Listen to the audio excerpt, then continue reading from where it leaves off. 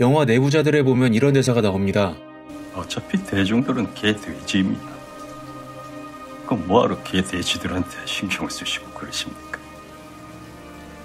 적당히 지저대다가 알아서 조용해질 겁니다. 1960년 3월 15일에 정말 있을 수 없는 사건이 일어났습니다.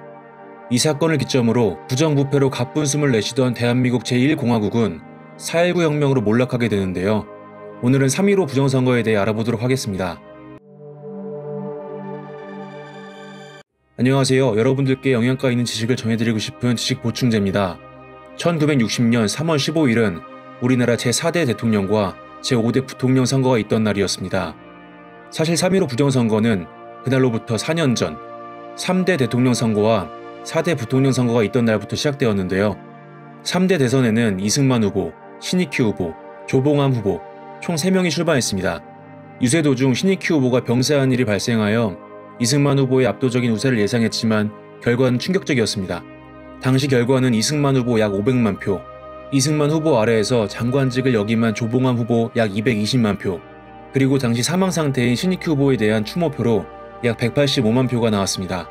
국부로서 존경받고 있다고 굳게 믿고 있던 이승만 후보에게는 상심할 수밖에 없는 결과였습니다.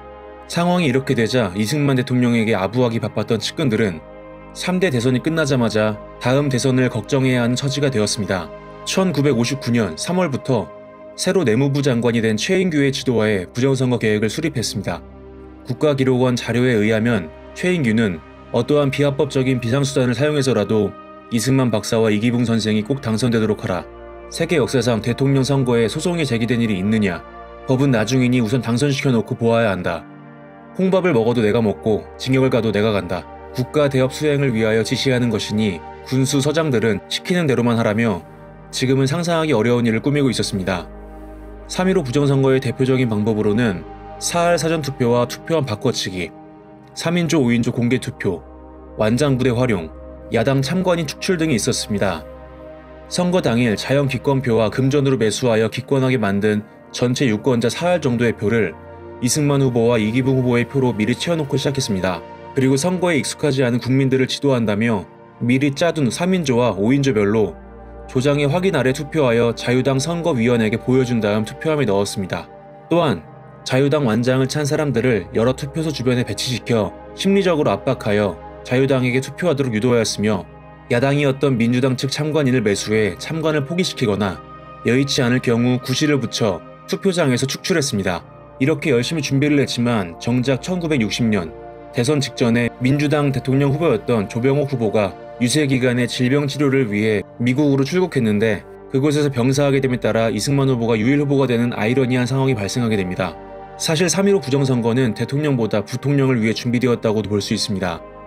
당시 대통령 후보였던 이승만 후보의 나이가 80대 중반이었고 건강 상태도 좋지 않았으며 제1공화국 시절의 부통령은 대통령이 사망하면 권한 대행이 아닌 차기 대통령으로서 남은 임기를 수행했기 때문에 부통령 선거에 많은 관심이 쏠렸습니다. 투표 이전부터 많은 준비를 했고 개표 또한 철저하게 조작했습니다. 일부러 불을 끄고 어둠을 틈타 미리 준비한 투표함으로 바꾸거나 매수된 검표원이 야당 후보를 찍은 표를 보면 책상 아래에 떨어뜨리는 척하며 양손가락에 지장을 묻힌 채 피아노를 치듯이 두드려서 무효표를 만들었습니다. 또한 다른 후보를 찍은 표 묶음에 위아래 한 장씩 이기붕 후보의 표를 씌운 다음 모두 이기붕 후보의 표로 집계했습니다. 지금 생각하면 어처구니가 없는 일들이지만 그 당시에는 나름 창의적인 방법이었습니다.